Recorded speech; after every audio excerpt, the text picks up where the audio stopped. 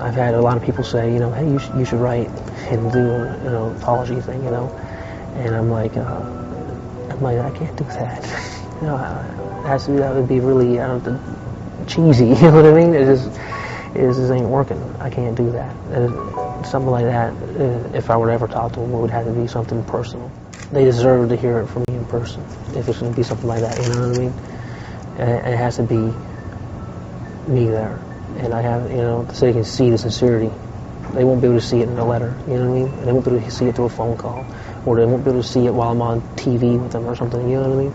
They have to see it in person. If they saw me talk to them, they would see it. They wouldn't have a doubt in their mind,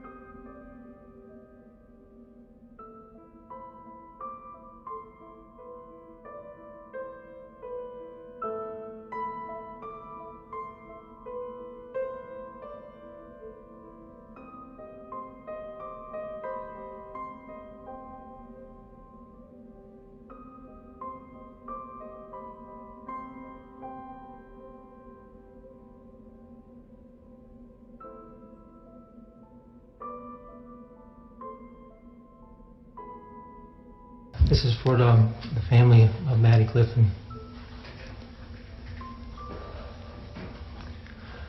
I've wanted to say this for a very long time, and I'm grateful that this chance to do so in person has arrived.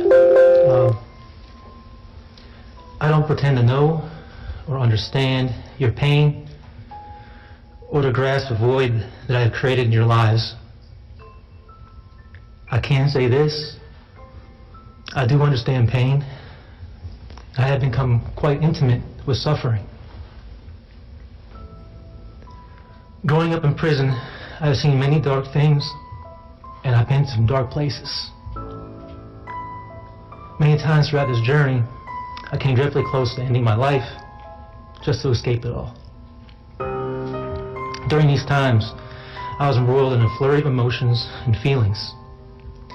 Guilt, despair, pain, hopelessness, fear, and shame. Each time, I was somehow able to continue on, mostly because I couldn't stand to put my mother through any more trauma. She's been through enough. There were times that I was angry at her because I couldn't end my pain because of her love. Yet now, I'm eternally grateful to her. I'm grateful to her because as I've grown up, I have learned the value of life. I've learned to see the beauty and joy in a world full of strife and experience the truth of unconditional love. I wish to God that I could have known this or understood it when I was 14. Had I then, none of this would have come about.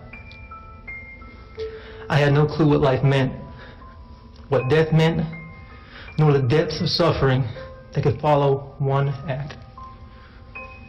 I had no inkling of how long that suffering could last.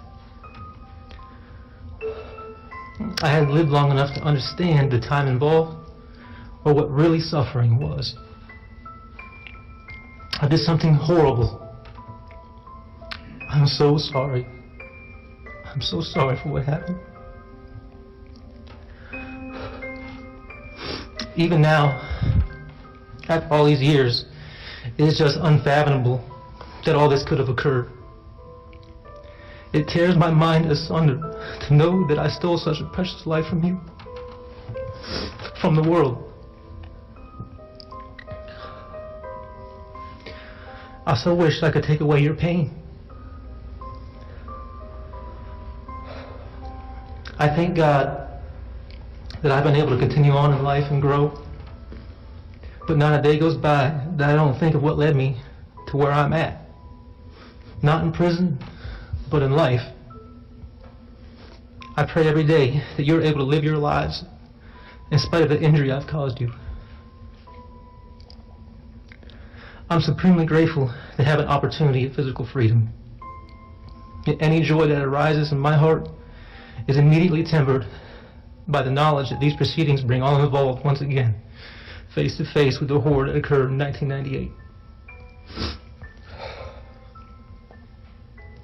When I walked the rec yard here in chains, I looked at the sky through mesh wiring, and I thank God repeatedly for giving me hope. My next breath is always devoted to wishing peace and healing upon you all. My hopes, fears, and wishes probably mean nothing to you, but they are there all the same.